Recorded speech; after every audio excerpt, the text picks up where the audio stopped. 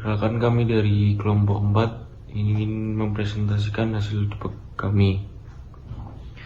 Rangkaian pada gambar adalah rectifier jembatan atau bridge rectifier yang berfungsi untuk mengubah tegangan AC atau arus bolak-balik menjadi DC atau arus arah.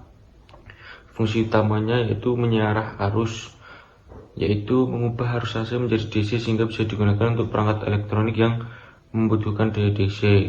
Setelah itu meningkatkan efisiensi dibandingkan dengan rectifier setengah gelombang. Bridge rectifier lebih efisien karena memanfaatkan kedua siklus dari gelombang AC. Setelah itu mengurangi riak tegangan jika dikombinasikan dengan kapasitor filter. Tegangan DC yang dihasilkan menjadi lebih halus. Rangkaian seperti ini umum digunakan dalam power supply adaptor, charger, dan sistem elektronika lainnya. Oke, jadi untuk nomor 2 itu ada jelaskan alur arus ketika diberikan input sinyal positif. Di mana alur arusnya jika diberikan input positif yaitu dari V power yang positif ini, dia akan mengalir ke dioda pertama. Dioda pertama, setelah dia mengalir ke dioda pertama, dia akan menuju ke load. Setelah dari load ini, dia masuk ke dioda ketiga. Setelah itu dia akan menuju ke ground atau kutub minus. Ya. Saya Adiba Zahra akan menjelaskan alur arus ketika diberikan sinyal negatif. Jika arus negatif akan lewat sebelah sini ke dioda bagian kanan bawah, lalu ke atas melalui bridge rectifier ke load, lalu ke arus bawah sini ke dioda bagian kiri bawah, lalu ke atas ke dioda bagian kiri atas, lalu ke AC power ini. Yes.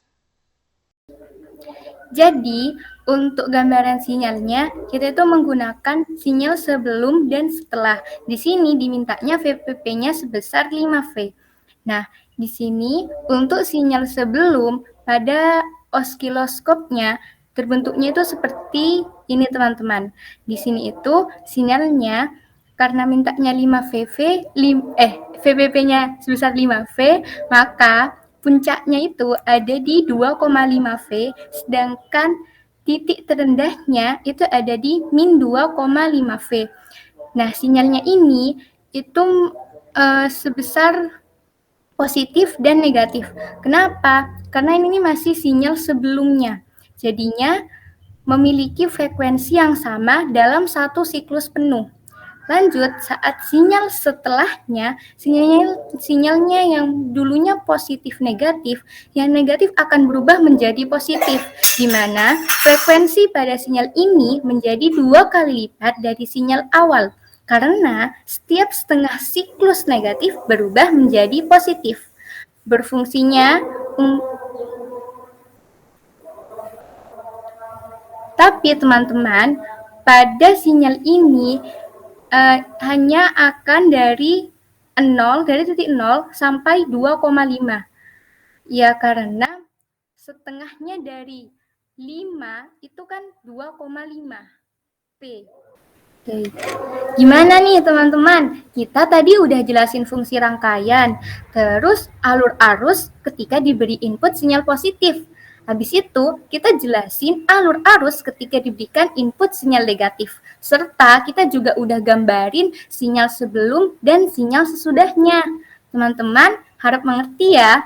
Kita dari kelompok 4 mengucapkan terima kasih. Mohon maaf apabila ada salah kata. Bye semuanya.